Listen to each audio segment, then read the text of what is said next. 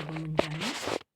BCom ಮೊದಲ ಸೆಮಿಸ್ಟರ್ನ ವಿದ್ಯಾರ್ಥಿಗಳ ಪಠ್ಯಕ್ರಮ ನವ್ಯ ಸಾಹಿತ್ಯ.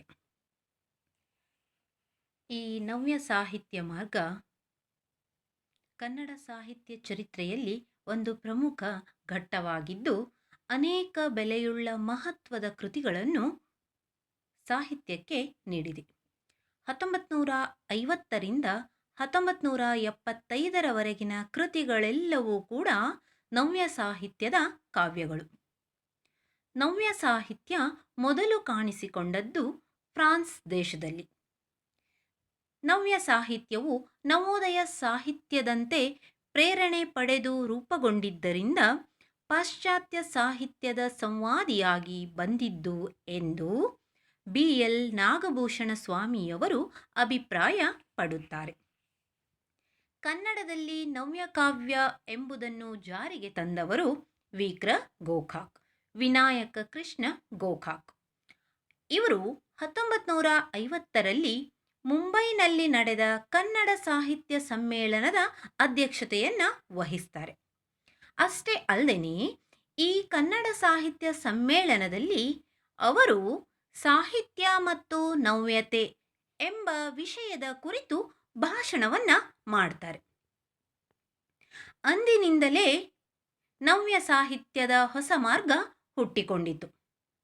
ತದನಂತರ 1952ರಲ್ಲಿ ಗೋಪಾಲಕೃಷ್ಣ ಅಡಿಗರು ನಡೆದು ಬಂದ ದಾರಿ ಎಂಬ ಕವನ ಸಂಕಲನದ ಮೂಲಕ ನವ್ಯ ಸಾಹಿತ್ಯಕ್ಕೆ ಭದ್ರ ಬುನಾದಿಯನ್ನು ಹಾಕಿದರು. ಕನ್ನಡ ನವ್ಯ ಸಾಹಿತ್ಯದಲ್ಲಿ ಗೋಕಾಕರ ನವ್ಯ ಮತ್ತು ಅಡಿಗರ ನವ್ಯ ಎನ್ನುವ ವಿಭಾಗವು ಉಂಟು.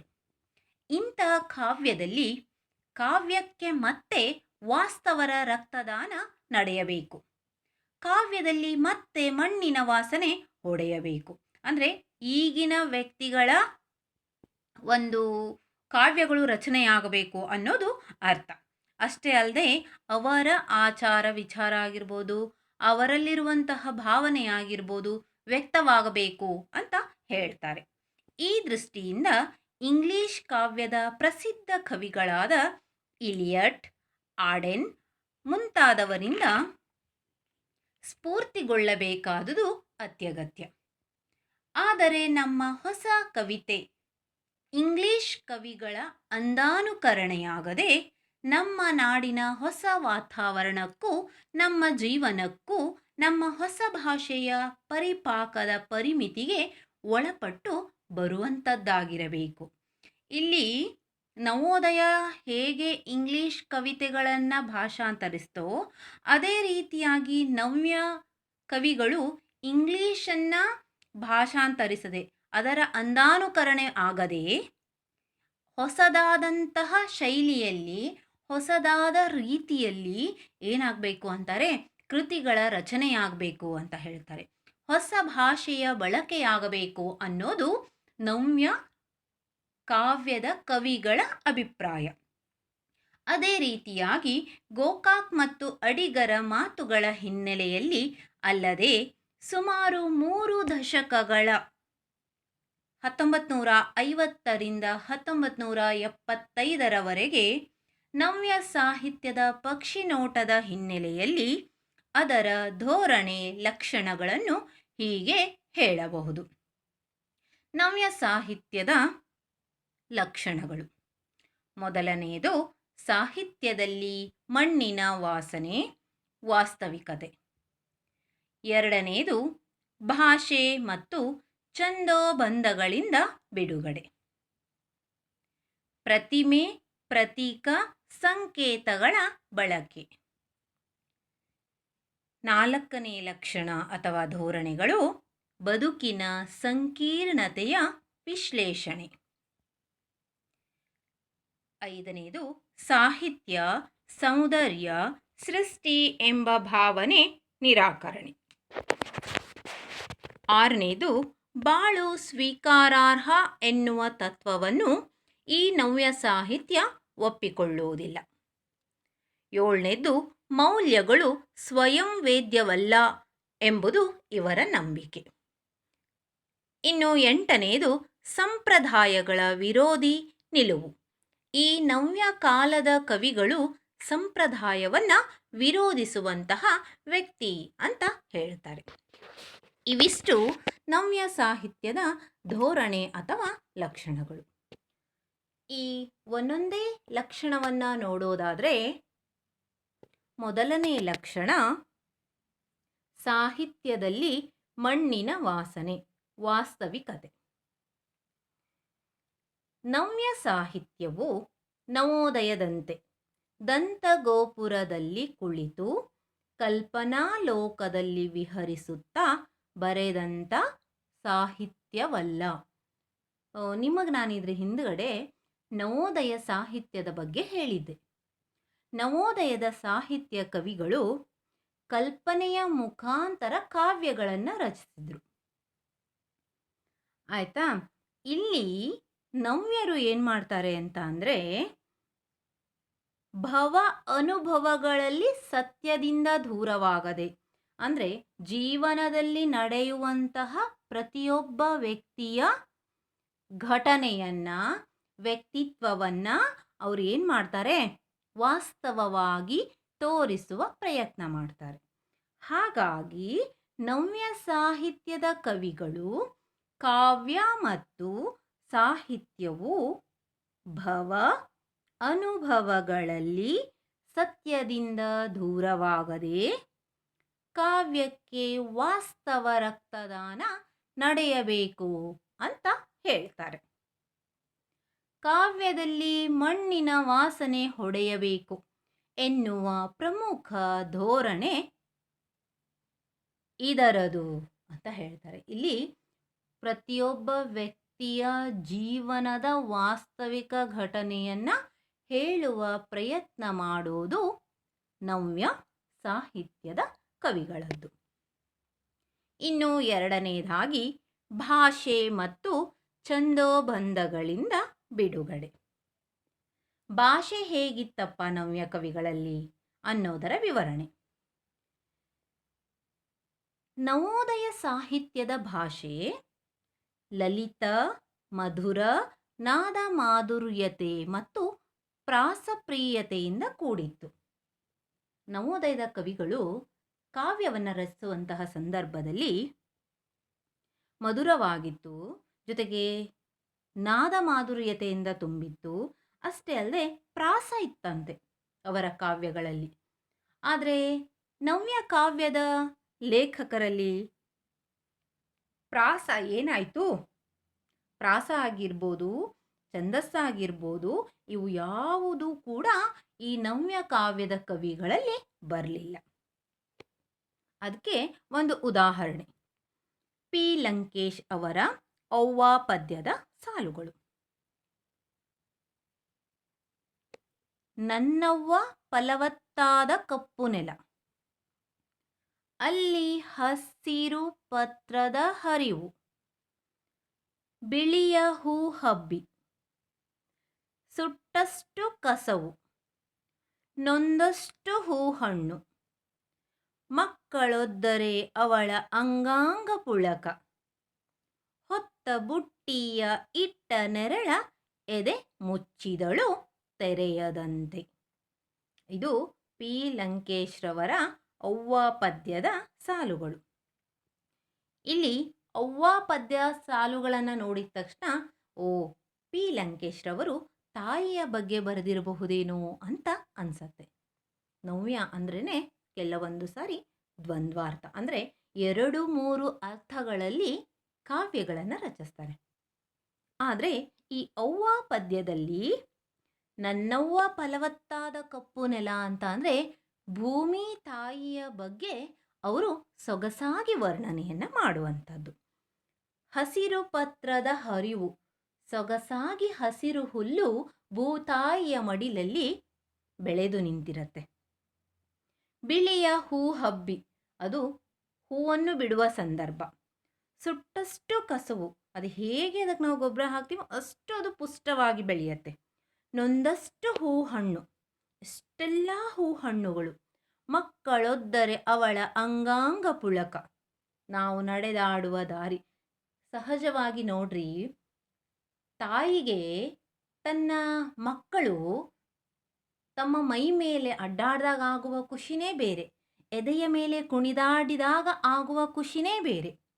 ಎಷ್ಟು ರೋಮಾಂಚನವಾಗತ್ತೋ ಅದೇ ರೀತಿಯಾಗಿ ಈ ಭೂಮಿ ತಾಯಿಯ ಮೇಲೆ ನಡೆದಾಡುವ ಸಂದರ್ಭದಲ್ಲಿ ಆ ಭೂತಾಯಿಗೂ ಕೂಡ ಅಷ್ಟೇ ಆನಂದವಾಗತ್ತೆ. ಹಾಗಾಗಿ ಅವ್ರು ಏನು ಮಾಡ್ತಾರೆ, ಅವ್ವ ಅನ್ನುವ ಶೀರ್ಷಿಕೆಯನ್ನು ಇಟ್ಟು ಭೂಮಿ ತಾಯಿಯ ಬಗ್ಗೆ ಅವರು ಬರೀತಾರೆ. ಇನ್ನು ಇನ್ನೊಂದು ಉದಾಹರಣೆ ಅಂದರೆ ವಿಕ್ರ ಗೋಕಾಕರದು. ಬೇಡಯ್ಯ ಬಂಧಗಳ ಬಂದಿವಾಸ, ಬರೆದದ್ದೇ ಬಂಧುರವಾಗಬಹುದು. ಸಾಕಯ್ಯ ವೃತ್ತಗಳ ವರ್ತ, ನಿನ್ನ ಮಣಿತವಿರಲಿ ಸಮುದ್ರದ ಕುಣಿತದಂತೆ. ಇಲ್ಲಿಯೂ ಕೂಡ ಬೇಡಯ್ಯ ಬಂಧಗಳ ಬಂದಿವಾಸ, ಒಂದು ಸೆರೆಮನೆದಾಗಿರ್ಬೋದು, ಇಲ್ಲವಾದಂದರೆ ಮಧುರವಾದಂತಹ ಬಾಂಧವ್ಯವಾಗಿರ್ಬೋದು. ಆಯಿತಾ? ಸಮುದ್ರದ ಕುಣಿತದಂತೆ, ಸಮುದ್ರದ ಅಲೆಗಳು ಹೇಗೆ ಒಂದಾದ ಮೇಲೆ ಒಂದು ಬರ್ತಾ ಇರ್ತಾವೋ ಅದೇ ರೀತಿ ನಿನ್ನ ಒಂದು ವಿಚಾರಧಾರೆಗಳಾಗಿರ್ಬೋದು, ಆಕರ್ಷಣೆಯಾಗಿರ್ಬೋದು, ಕಾವ್ಯಗಳಾಗಿರ್ಬೋದು. ಅಂದರೆ ಇಲ್ಲಿ ಕವಿಗಳ ಅರ್ಥನೇ ಬೇರೆ ಆದರೆ ನಾವು ಕೂಡ ಒಂದು ಅರ್ಥವನ್ನು ಅದರಲ್ಲಿ ಕಲ್ಪಿಸ್ಕೊಳ್ಬೋದು. ಈ ರೀತಿಯಾಗಿ ನವ್ಯ ಕಾವ್ಯಗಳು ಇರ್ತವೆ. ಹೀಗೆ ಕೊಡದಿರು ಶರದಿಗೆ ಷಟ್ಪದಿಯ ದೀಕ್ಷೆಯನು ಎಂಬ ತತ್ವ ಪಾಲಿಸಿದ ನವ್ಯ ಕವಿಗಳು ತಮ್ಮ ಕಾವ್ಯದಲ್ಲಿ ಪ್ರಾಸ ಚಂದಾದಿ ಬಂಧಗಳನ್ನು ದೂರವಿಟ್ಟರು. ಆಯಿತಾ? ಮೂರನೆಯದು ಪ್ರತಿಮೆ, ಪ್ರತೀಕ, ಸಂಕೇತಗಳ ಬಳಕೆ.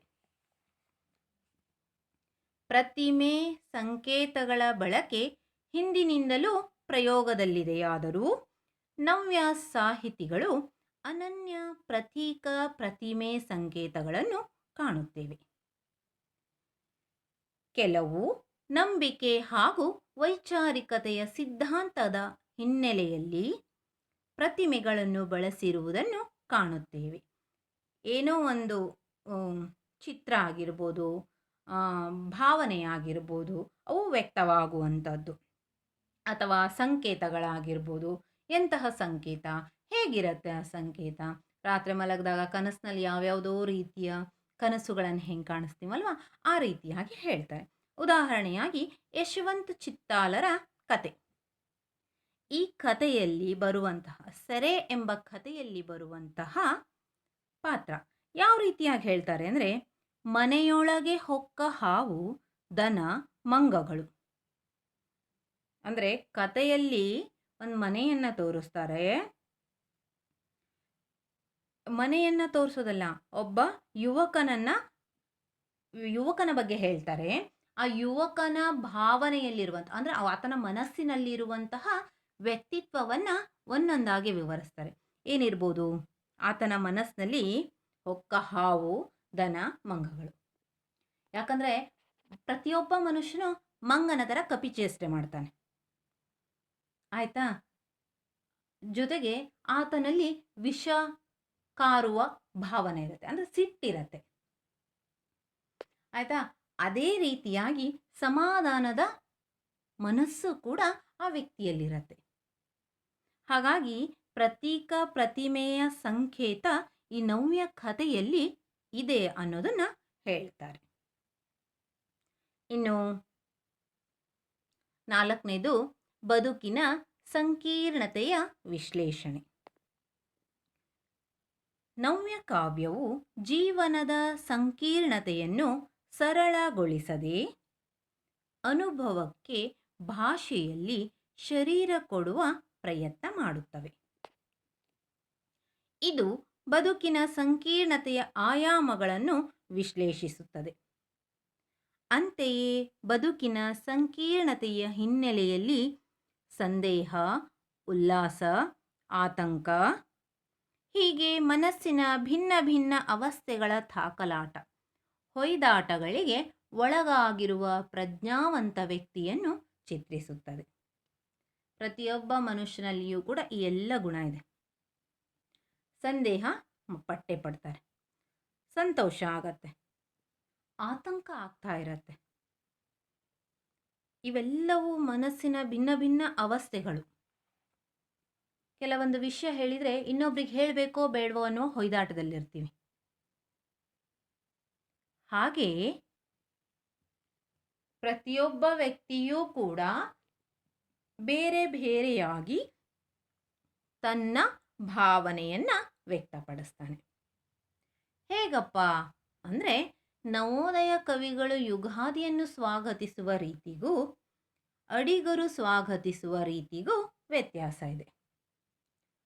ನವೋದಯ ಕವಿಗಳು ಯುಗಾದಿಯನ್ನು ಬರಮಾಡ್ಕೊಳ್ತಾರೆ. ಹೇಗೆ ಬರಮಾಡ್ಕೊಳ್ತಾರೆ? ಯುಗ ಯುಗಾದಿ ಕಳೆದರೂ ಯುಗಾದಿ ಮರಳಿ ಬರುತ್ತಿದೆ, ಹೊಸ ವರುಷಕ್ಕೆ ಹೊಸ ಹರುಷವ ಹೊಸತು ಹೊಸತು ತರುತ್ತಿದೆ. ಯುಗಾದಿ ಪುನಃ ಪುನಃ ಏನಾಗ್ತಾ ಇದೆ, ವರ್ಷನೂ ಕೂಡ ಬರ್ತಾ ಇದೆ. ಜೊತೆಗೆ ನಮ್ಮಲ್ಲಿ ಹರುಷ ಸಂತೋಷವನ್ನು ತುಂಬುತ್ತಿದೆ ಅನ್ನೋದು ನವೋದಯ ಕವಿಗಳ ಕಾವ್ಯದ ವರ್ಣನೆ. ಇನ್ನು ಅಡಿಗರು ಅದೇ ನಂದ ಸಂವತ್ಸರವನ್ನು ಬರಮಾಡಿಕೊಳ್ಳುವ ರೀತಿ. ನೀನು ಬಂದೆಯ ಬಾ ಮಗು ನಂದನ, ಸುಗ್ಗಿ ಸೊರಗಿ ಬಿರು ಬಿಸಿಲು ಸುಗಿದು ಮಳೆ ಗಾಳಿಗಳ್ ಬೀಸಿ, ಮೊಗೆದು ಶರತ್ಕಾಲಧಾಲಾದ ತಗ್ಗಿ ಬೆಳನುಗ್ಗಿ, ಬಾಳು ಆಗಿ ಬರಿದು ಬಾಂಬುಗಳ ಮೊರೆ ಜಂಬು, ಸವಾರಿ ನಡೆಸಿ ಹಾಗೇ ಬಂದಿಹೆ ಕಂದ. ನೋಡ್ರಿ, ಅವರು ಯುಗಾದಿ ಹಬ್ಬವನ್ನು ನೇರವಾಗಿ ಹೇಳಿದರೆ, ಅಡಿಗರು ಮಗು ಅನ್ನುವ ರೀತಿಯಲ್ಲಿ ಅದರ ವರ್ಣನೆಯನ್ನು ಮಾಡ್ತಾರೆ. ಮಗು ಹೇಗೆ ಬಂದಾಗ ಸಂತೋಷವಾಗುತ್ತೋ ಅದೇ ರೀತಿ ಈ ಯುಗಾದಿ ಹಬ್ಬ ಬರುವಂತಹ ಸಂದರ್ಭವನ್ನು ಅವರು ಮಗುವಿಗಾಗಿ ಬರೋದ್ರು ಅಥವಾ ಯುಗಾದಿ ಹಬ್ಬಕ್ಕಾಗಿ ಬರೋದ್ರು ಅಂತಲೇ ನಮಗನ್ಸತ್ತೆ. ಈ ರೀತಿಯಾಗಿ ನವ್ಯ ಕವಿಗಳು ಆಚರಿಸುವ ರೀತಿಗೂ ನವೋದಯ ಕವಿಗಳು ಆಚರಿಸುವ ರೀತಿಗೂ ಭಿನ್ನತೆ ಇದೆ ಅಂತ ಹೇಳ್ತಾರೆ. ಹೀಗೆ ನವ್ಯ ಕವಿಗಳಿಗೆ ಸಾಹಿತ್ಯ ಜೀವನ ವಿಶ್ಲೇಷಣೆಯ ಮಾಧ್ಯಮವಾಗಿದೆ. ಆದರೆ ನವೋದಯ ಸಾಹಿತಿಗಳ ಜೀವನದಲ್ಲಿ ತಾವು ಕಂಡ ಅನುಭವ, ಸ್ವೀಕರಿಸಿದ ಮೌಲ್ಯಗಳನ್ನು ಓದುಗರಿಗೆ ತಿಳಿಸಿಕೊಡುವ ಸಾಧನವಾಗಿ ಸಾಹಿತ್ಯವನ್ನು ಬಳಸಿದರು. ಇನ್ನು 5ನೆಯ ಲಕ್ಷಣ ಸಾಹಿತ್ಯ ಸೌಂದರ್ಯ ಸೃಷ್ಟಿ ಎಂಬ ಭಾವನೆ ನಿರಾಕರಣೆ. ನವೋದಯ ಸಾಹಿತ್ಯವು ಸೌಂದರ್ಯ ವಸ್ತು ಗೇಯಾಂಶಗಳನ್ನು ಹೊಂದಿ ಓದುಗರಿಗೆ ರಸಾನಂದ ಒದಗಿಸುವ ಭಾವನೆಯಲ್ಲಿ ಮುಂದೆ ಹೊರಡುತ್ತಾ ತನ್ಮೂಲಕ ಅವರ ಮನಸ್ಸನ್ನು ಮದಗೊಳಿಸುವ ಆಶಯ ಅವರದಾಗಿದೆ. ಅಂದರೆ ನವೋದಯ ಸಾಹಿತ್ಯದಲ್ಲಿ ಓದುಗನಿಗೆ ರಸಾನಂದ ನೀಡುವ ಶಕ್ತಿ ಇದೆ.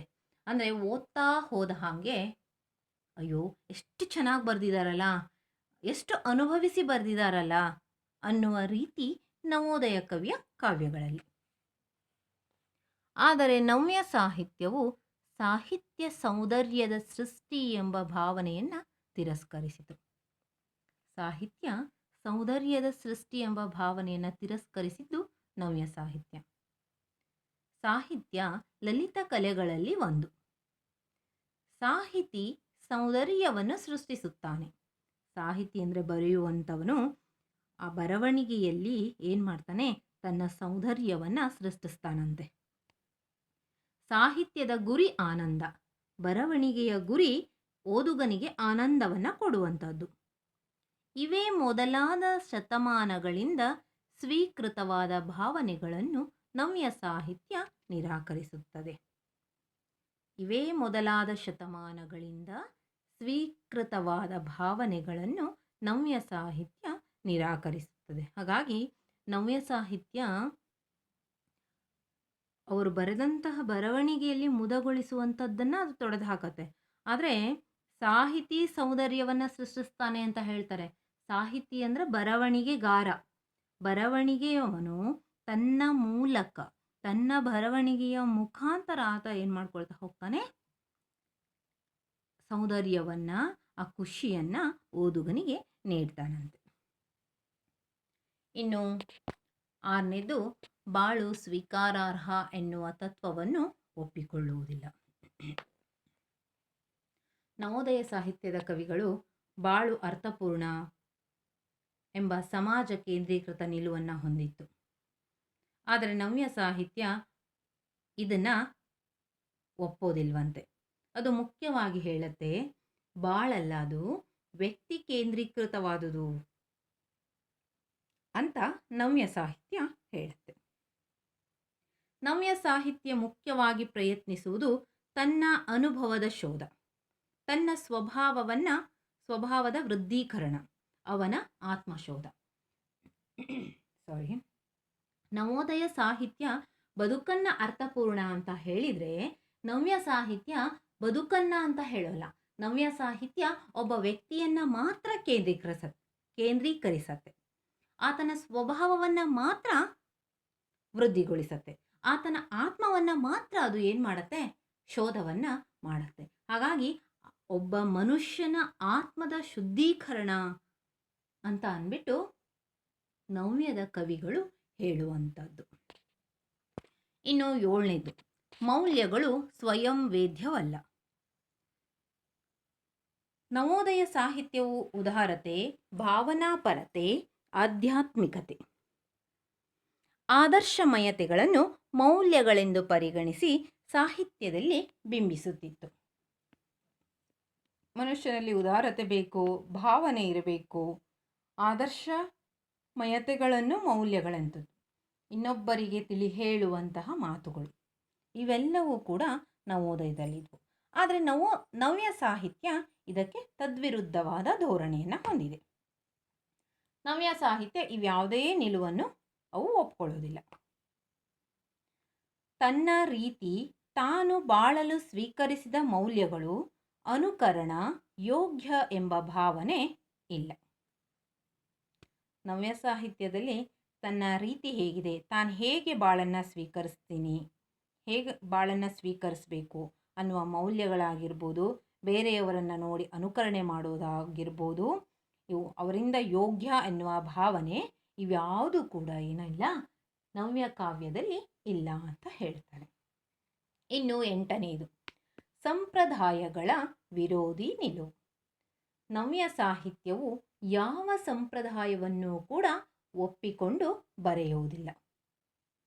ಯಾಕಂದರೆ ನವ್ಯ ಸಾಹಿತ್ಯ ಗೊಡ್ಡು ಸಂಪ್ರದಾಯಗಳನ್ನು ಧಿಕ್ಕರಿಸೋದಾಗಿದೆ ಅಂತೆ, ಮೂಢನಂಬಿಕೆಗಳನ್ನು ಅದು ಧಿಕ್ಕರಿಸತ್ತಂತೆ, ಈ ಬೂಟಾಟಿಕೆಯ ಜನರನ್ನು ಧಿಕ್ಕರಿಸತ್ತಂತೆ. ಹಾಗಾಗಿ ಈ ನವೋದಯ ಕಾವ್ಯದಲ್ಲಿ ಸಂಪ್ರದಾಯಗಳನ್ನು ನಂಬಿದರೆ ಈ ನವ್ಯ ಕಾವ್ಯದವರು ಏನು ಮಾಡ್ತಾರಂತೆ, ಸಂಪ್ರದಾಯವನ್ನು ವಿರೋಧ ಮಾಡುವಂತಹ ಕವಿಗಳು ಅಂತ ಹೇಳ್ತಾರೆ. ಹೀಗೆ ನವ್ಯ ಕಾವ್ಯದ ಲಕ್ಷಣ ಮತ್ತು ಧೋರಣೆಗಳನ್ನು ವಿವರಿಸಬಹುದಾಗಿದೆ. ನಾನು ನಿಮಗೆ ಈ ಲಕ್ಷಣ ಮತ್ತು ಧೋರಣೆಯ ನೋಟ್ಸನ್ನು ನಿಮ್ಮ ವಾಟ್ಸಪ್ಪಿಗೆ ಸೆಂಡ್ ಮಾಡ್ತೀನಿ. ಹಾಗಾಗಿ ಇದು ಜಸ್ಟ್ ನಿಮಗೆ ಮೇನ್ ಇರುವಂತಹ ಮುಖ್ಯವಾದಂತಹ ವಿಷಯಗಳು. ಇದರ ವಿವರಣೆಯನ್ನು ನಾನೇನು ಮಾಡ್ತೀನಿ, ನಿಮಗೆ ಸೆಂಡ್ ಮಾಡಿಕೊಡ್ತೀನಿ. ಆಯಿತಾ, ನಿಮಗೆ ಕಳಿಸ್ತೀನಿ, ನೀವು ಅದನ್ನು ನಿಮ್ಮ ನೋಟ್ಸಿನಲ್ಲಿ ಬರೆದುಕೊಳ್ಳ್ರಿ. ಧನ್ಯವಾದಗಳು.